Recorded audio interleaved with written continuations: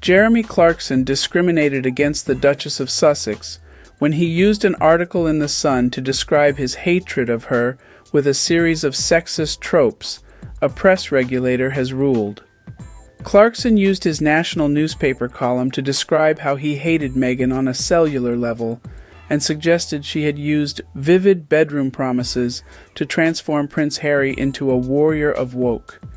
He said he disliked the Duchess more than the serial killer Rose West and dreamed of the day when she is made to parade naked through the streets of every town in Britain while the crowds chant shame and throw lumps of excrement at her. The Independent Press Standards Organization, IPSO, concluded that, taken collectively, these references discriminated against Meghan as a woman. It ordered The Sun to publish a front-page statement explaining out how its star columnist breached anti-discrimination rules, which will run in Saturday's print edition and on its website. Clarkson's piece attracted more than 25,000 complaints from members of the public when it was published last December. The ruling poses a headache for ITV and Amazon, which have to decide whether to offer Clarkson new contracts to present shows such as Who Wants to Be a Millionaire and Clarkson's Farm. The original column was pulled from the internet last year after days of negative publicity, with Clarkson saying the comments about Meghan being publicly shamed were a reference to a scene in Game of Thrones that had been misinterpreted. A spokesperson for The Sun said the newspaper regretted publishing Clarkson's column and highlighted the newspaper's high female readership, as well as its campaigns on domestic abuse and the cost of being a young mother. However, IPSO's ruling shows The Sun initially tried to push back on claims that Clarkson broke anti-discrimination rules, telling the press regulator that the author was a polemicist known for employing hyperbolic language. It initially argued that Clarkson's comments about Meghan were criticisms of her conduct rather than about her identity. They argued that to see sexism or racism in a column that did not explicitly mention the Duchess's sex or race would require psychic divination on the part of the reader. In response, the regulator emphasized that it allowed journalists at member publications to write mean-spirited or cruel pieces that were tasteless or offensive in the name of freedom of speech, but it concluded that the collective number of attacks on women in Clarkson's column tipped over into discrimination. Charlotte Dewar, the chief executive of IPSO, said, "The editor's code of practice protects the right of commentators to challenge, to shock, be satirical, and entertain, but it states that the press must avoid discriminatory references towards an individual." However, IPSO cleared Clarkson of discriminating against Meghan on the grounds of race. The regulator said using the phrase "warrior of woke" in the context of the Duchess did not amount to a pejorative reference to her skin color because woke is now used to mean much more than race-based activism. Clarkson has previously said he was sorry from the balls of my feet to the follicles on my head, and had directly apologized to Prince Harry and Meghan, as well as the companies he worked for. In response, the Duchess publicly accused Clarkson of writing articles that spread hate rhetoric, dangerous conspiracy theories, and misogyny. The ruling comes at a politically tricky time for IPSO, which was founded by newspaper groups opposed to government-backed regulation of the press after the Leveson inquiry into press ethics.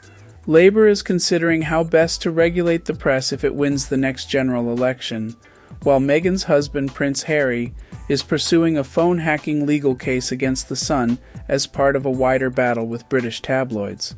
The complaint against Clarkson's column was led by the Fawcett Society and the Wilde Foundation, which claimed it was the first time IPSO had upheld a complaint about sexism. Harriet Harman, the new chair of the Fawcett Society, said the ruling was a big step forward for women in the battle against sexism in the media. Women are no longer prepared to endure the sexism that generations of women have been subjected to. Fawcett will be vigilant about sexism in the media and challenge it wherever it appears, she said. Jemima Olchowski, the Society's chief executive, said the 7-month battle to get a ruling against Clarkson had been grueling. We're a charity funded by members, and to go up against the Sun and its legal team is a big thing to have taken on. We've had to spend valuable time and resources arguing what is self-evident. This should just never have been published, she said. It shouldn't be this difficult, and I genuinely worry that the odds are stacked against those who call out breaches in press standards through Ipso. ISO's decision to uphold complaints regarding Jeremy Clarkson's derogatory remarks about Meghan Markle, published by The Sun in December 2022, is a welcome one, but one that has come far too late. Any positive impact this decision could have had on the standards of their regulated publication has now been lost in the 6 months it has taken to reach this verdict. The comments made by Mr. Clarkson have been allowed to soak into the public consciousness. Complaints made regarding serious cases centered on discrimination and abuse must be investigated robustly and efficiently to ensure any negative impact on the public is limited. This is another example of industry self-regulation simply not working. The Impress model allows complaints to be handled and processed within 6 weeks, ensuring clarity for complainants, publishers, and the public. It is an approach that must be adopted wholesale if we are to change the culture of the press and build industry trust with the public. Something has happened, not just within the Murdoch company, but in many other companies in the last 20 years. I know loads of my peers who are working, I'm not going to name them, who are working in this market in the UK, and I watch them daily telling lies. I read their columns, and social media has changed everything. You can get 500,000 followers by being extremely right-wing. I'm not extremely right-wing, in fact, I'm not right-wing at all. And I've got about, 20,000-30,000 Twitter followers, which is nothing, really.